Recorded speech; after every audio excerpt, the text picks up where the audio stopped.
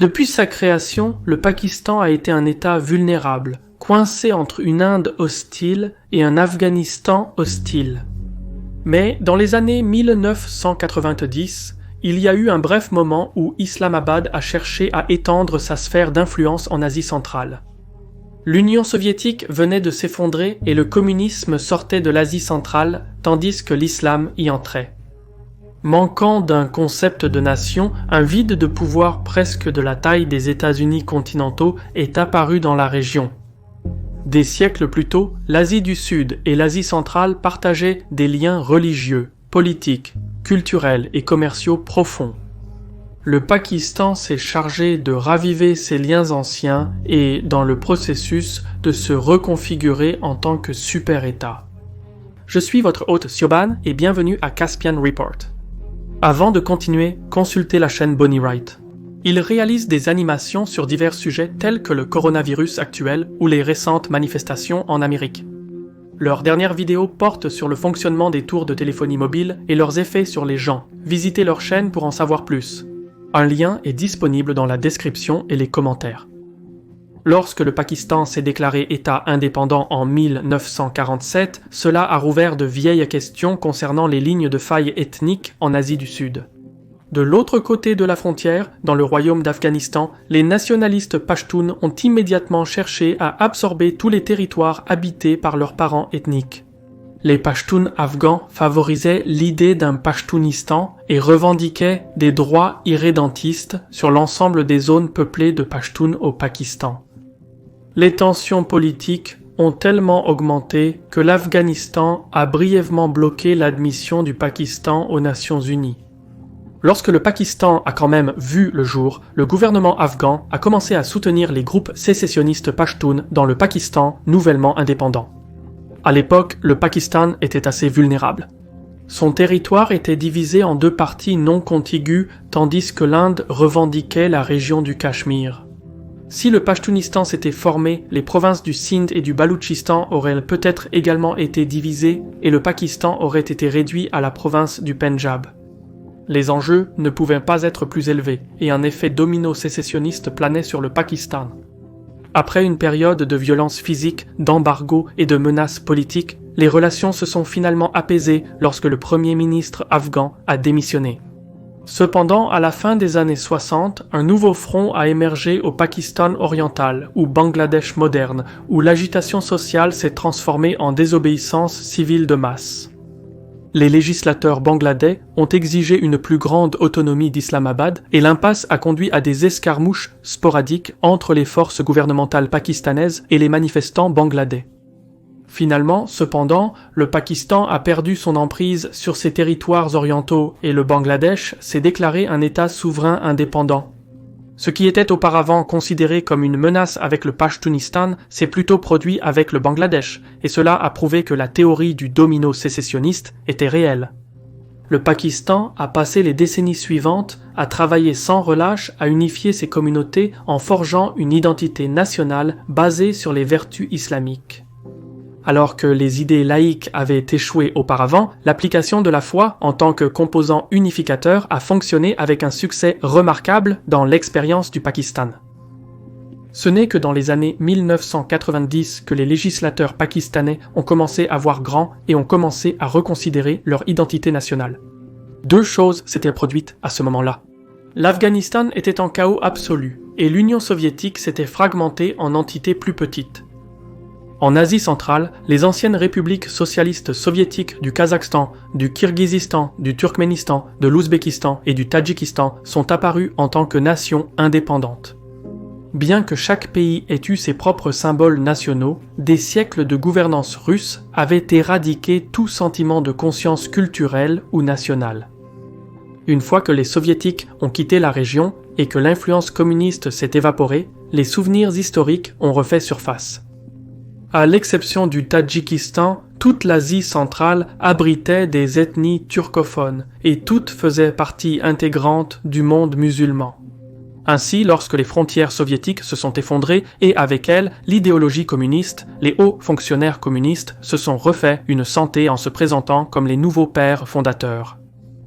les anciens hommes forts communistes sont devenus des despotes, et pour consolider leur emprise sur le pouvoir, ils ont érigé des statues à leur effigie, désigné leurs propres anniversaires comme des fêtes nationales, tout en affichant des panneaux à leur effigie partout sur les nouveaux territoires. Dans un espace dépourvu d'identité nationale et d'idéologie, les communautés d'Asie centrale étaient désespérées de croire en quelque chose. L'islam a comblé ce besoin, tout comme il l'avait fait au Pakistan. Et il y avait de solides arguments pour que la foi prospère. Dans l'Antiquité, l'Asie centrale était souvent appelée Khorasan, où de puissants rois, seigneurs de guerre et mercenaires turcs parcouraient les plaines à la recherche de butin et de conquêtes. Certains d'entre eux avaient voyagé vers l'ouest, comme Timur. D'autres avaient fixé leur regard vers le sud, comme Babur, qui a fondé l'empire moghol. Dans tous les cas, l'Asie centrale était profondément liée à l'histoire du Moyen-Orient et du sous-continent indien. Désormais, cependant, les communautés du Kazakhstan, du Kirghizistan, du Turkménistan, de l'Ouzbékistan et du Tadjikistan étaient à la recherche d'un sens social cohésif. Ordinairement, le monde aurait laissé les choses telles qu'elles étaient. Cependant, dans les années 90, des études géologiques ont calculé que le bassin de la mer Caspienne détenait une énorme réserve d'hydrocarbures, seulement dépassée par la région du golfe Persique. Ce fait a élevé l'Asie centrale en tant que réserve d'énergie. Il y avait juste un problème. Le Turkménistan, le Kazakhstan et l'Ouzbékistan, les nations qui ont hérité de la richesse en hydrocarbures, étaient enclavées. La Turquie, l'Iran et le Pakistan ont été les premiers à reconnaître le flux culturel de l'Asie centrale et la richesse énergétique comme un vide de pouvoir. Et ils se trouvent également être les seules routes capables de livrer les hydrocarbures régionaux au monde industrialisé. Ainsi, en 1992, Ankara, Téhéran et Islamabad ont relancé et élargi l'Organisation de coopération économique pour inclure les 5 républiques d'Asie centrale. L'objectif était de créer de nouveaux pipelines et d'introduire un marché commun pour les biens et services à travers la région, l'objectif à long terme étant de regrouper le bloc vers des implications stratégiques. Ankara a exploré des moyens de promouvoir des idées pan-turques, puisque la plupart des républiques d'Asie centrale étaient turques, mais la simple distance a mis fin à ce plan. Téhéran, quant à lui, s'est intéressé à promouvoir ses liens historiques profonds avec l'Asie centrale, mais cette vision s'est terminée brusquement parce que les Iraniens adhéraient à une branche différente de l'islam. Le Pakistan est resté le seul courtier potentiel dans la course pour l'Asie centrale, et le Pakistan a répondu à une grande partie des critères. Il adhérait à l'islam sunnite, il était à proximité immédiate, il partageait des points communs culturels, et comme l'Asie centrale, le Pakistan avait également fait une introspection. Il savait donc comment construire une cohésion sociale et éventuellement comment fusionner l'Asie centrale avec le Pakistan. Appréciant l'opportunité historique, l'euphorie a submergé Islamabad.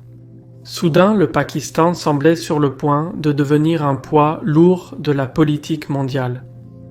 Si Islamabad pouvait conclure des accords commerciaux avec l'Asie centrale, elle pourrait consolider sa position. En 1992, le Pakistan a offert environ 10 millions de dollars de crédit au Kazakhstan, au Kirghizistan et au Tadjikistan afin d'établir des coentreprises dans le coton, les textiles, les produits pharmaceutiques, les télécommunications et l'agriculture.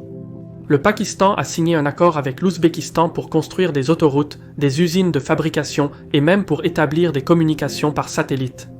Au Tadjikistan et au Kirghizistan, le Pakistan a signé des accords pour importer de l'énergie hydroélectrique et s'est engagé à renforcer la portée de la langue anglaise dans la banque, la comptabilité, l'assurance, la diplomatie, etc. Ces premiers projets allaient du commerce et de la science à l'éducation et au tourisme, mais la cerise sur le gâteau était l'oléoduc turkmène, qui s'étendait du Turkménistan au port pakistanais de Karachi, où les pétroliers pouvaient expédier le pétrole brut n'importe où ailleurs. La spécification technique du plan était assez simple, et comme il contournait à la fois l'Iran et la Russie, l'entreprise a reçu l'approbation de Washington. On pensait alors que cet oléoduc aurait accordé au Pakistan une influence significative sur l'Asie centrale, permettant à Islamabad de promouvoir ses intérêts commerciaux et de solliciter progressivement la région dans sa sphère d'influence.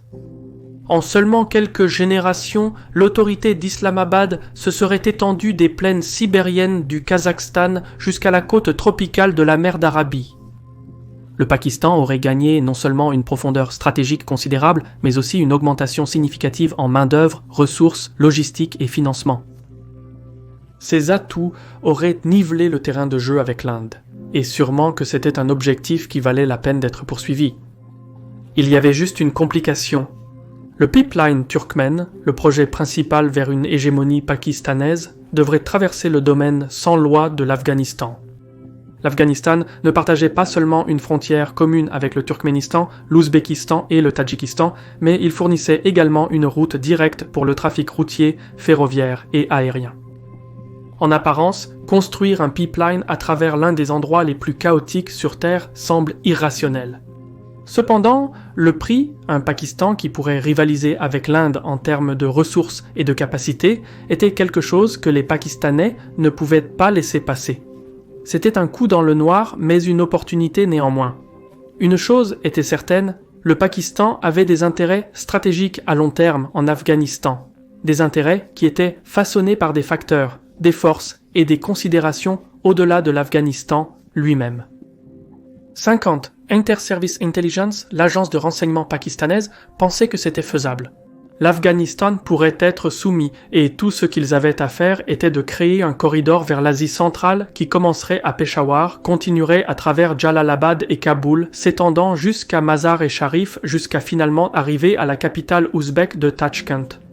Un corridor parallèle devait être créé le long de l'oléoduc turkmène.